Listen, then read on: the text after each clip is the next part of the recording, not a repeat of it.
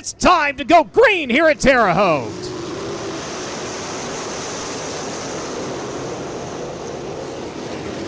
Off and running in turns 1 and 2. Up and at it. It's going to be Dason Pursley. He's going to jump out to the early advantage. 3 wide for second. Bacon quickly onto the inside. Chris Dyson Racing running 1 and 2 right now. Pursley, then Bacon giving chase. Logan Seavey in that third spot as they were able to quickly clear the 19 of Mitchell Moles. Lap number 1 in the books. 99 to go. It's going to be Pursley leading. Bacon running in second. Seavey, Moles, Grant your top 5 for the time being. Got a little bit of action going on behind them now. Here comes the 19. That looked like that was going to work for Logan Seavey, but not so fast. Now he dives back down to the bottom, Brian. It's a drag race down turn number 1. Crossover to the front straightaway, bottom side for the 22, high side for the 19. Seavey carrying a full head of steam around the bottom of the car, sticks nicely, and he might have found something there. Had to run it in just a little bit deeper to clear the 19, and he closed up on Brady Bacon for a moment. Whoa, man. Brady Bacon, a little bit of a bobble there that got your attention. Brian, the good news is it looks like we've got a high line and a low line. Great way to go here with 72 laps remaining, 28 in the books, and the battle is on for that second spot. Brady with a misstep at the exit. Turn number 2 gets it sideways. The 22 is there to capitalize. Logan Seavey takes over the runner-up spot.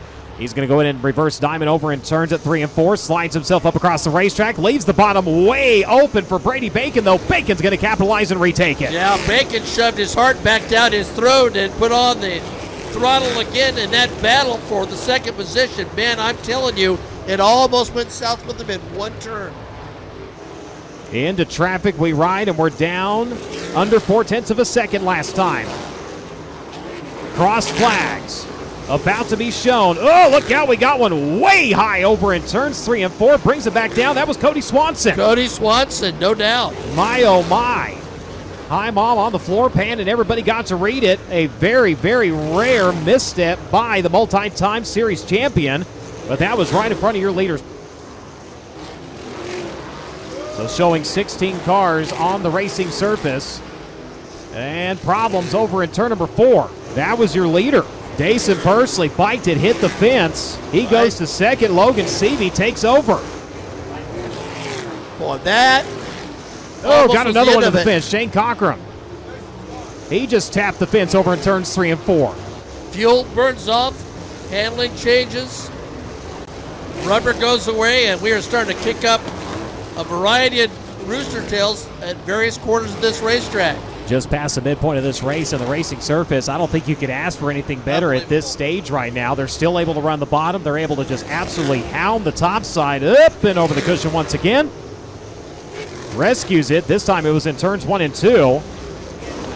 He just got held up once again. 0.7 of a second trying to work by the 54, Matt Westfall. The top side's going to clear, and here comes Pursley trying to charge. Never mind, the door going to get shut on him. Logan Seavey in all sorts of trouble. Here goes a run to the front. Threads lap traffic. He looks to the inside. Battle for the race lead. What a comeback it would be if he can pull it off. Dason Pursley, 0.7 last time, 0.9 this time. Had to wait on the car a little bit that time. The exit of turn number 4. They are both back in frame here on the broadcast. Seavey bobbles a little bit there on exit. The Concord American flagpole, Chris Dyson, 09, going to close in. Charges down to the bottom for the race lead. Does he have enough? Seavey up onto the cushion, finds the bite. He's gone. One bobble, that's all it takes there, Brian. And we saw it earlier whenever Pursley lost the lead. Seavey with the big bike over in turns 3 and 4. Now Logan trying the middle. He's going to bring it up high. Oh, no, Pursley! The cushion reached out, grabbed him, and tossed him. If anybody says he wasn't driving for all he had, they'd be lying to you, because he was absolutely giving it everything to try to get back up there. We get ready to go back to green. It's pestering him right there. Both of them fire about the same time here. Onto the front straightaway we ride. Seavey going to go to the bottom, changing up his tactics here. Bacon's on the outside. He's off of the cushion. Seavey having to wait on the car. That might open the door. They're onto the back straightaway. White flag going to be coming out when they make their way off of turn number 4.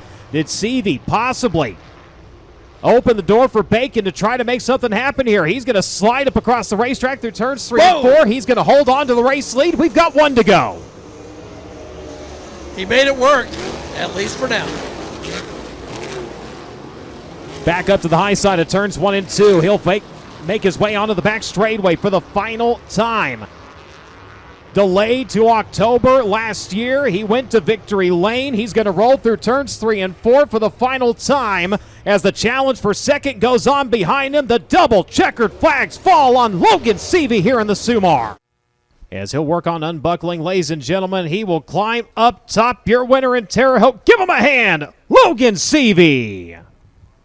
Another one to add to the list, and Logan, you watched it happen with Dayson right in front of you. The cushion was a competitor tonight in this race. Tell me how you were able to collect yourself after that happened with Dayson and make sure that you didn't repeat that mistake.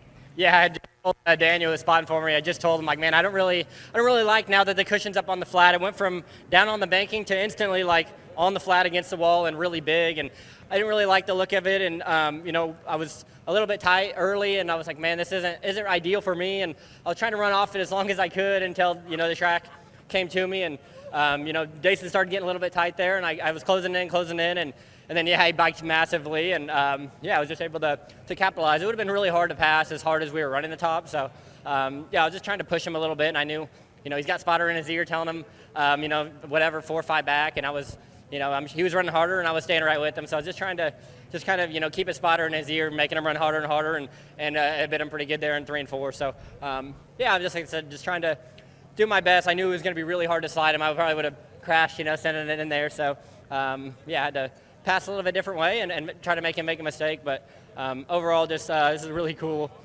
for this whole team. I feel like it was a few weeks ago before we even realized if we were really going to come race this car a little bit or not this year. And our sprint car team really stepped up with Kirk and Daniel and T-Bone, and Hunter Crumb's here helping us out. So our guys really stepped up just to get this car here. And Kirk, with some help from some other guys, was working on it and had 0 notes, and we kind of just sent it and went forward, and I had full trust that they were going to do a good job, and here we are.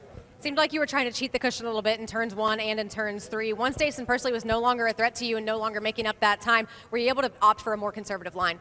Yeah, it's kind of tough. You want to go a little bit slower and save your stuff, but then you just hit the cushion and without the tire spinning, and it makes it worse. And there was 10 laps there where Daniel was telling me I had a big lead, and I just kept getting tight and screwing up. So it's a catch-22. You want to calm down, but the more you try to back up your corner and stuff, you just get tighter, and then you're in the fence even harder. So it's tricky. That's Silver Crown racing. That was another Silver Crown race. I felt like a sprint car race. We were hammering them for 100 laps straight, and like I said, I just can't say enough about my guys and what they did for me this week to even get out here racing after racing the last 2 nights. And I didn't have a stellar last 2 nights. I was pretty disappointed in myself both nights, and to come back here and get a win is really cool. So I don't know where Kenley is, but we got little Lane here. So 3rd race for her, and she's get to get her picture made on the front stretch. Silver Crown racing tonight at the Terre Haute Action Track was a catch-22, and indeed, the 22 sits in victory lane for the Sumar Classic. Logan Seavey, your winner tonight at the Terre Haute Action Track, going to pick up the first Silver Crown win of the season for that team.